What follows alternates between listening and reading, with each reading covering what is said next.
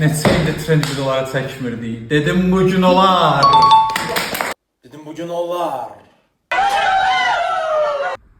Ne diyor bu? Sağ ol. Teşekkürler. A few moments later. Meyveyi de yemez. Yaşa. Bismillahirrahmanirrahim. Elhamdülillahi Rabbil alemin meyve deme. Siz haranı izliyorsunuz? Bizden biri. Azerbaycan trendlerine böyle bilmiyorum. Buna konuş geldi.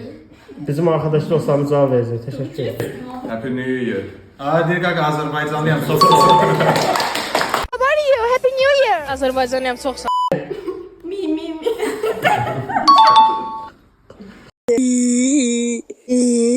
Ömrün tekeri, ömrün tekeri.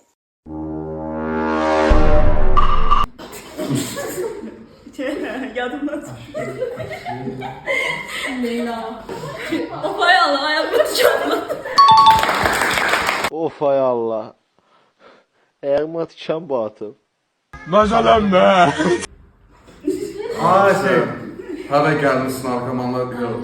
saat 2, 3, 4, 5 yatma vaxtı yoxdur. Bəli. Beşli, dörtlü, üçlü, ikili. Bu yaşamaktı. Ha valla. Hara gelim, necə gelim? Bəli. Necə gəlin? Hara gəlin? Sakin qalın.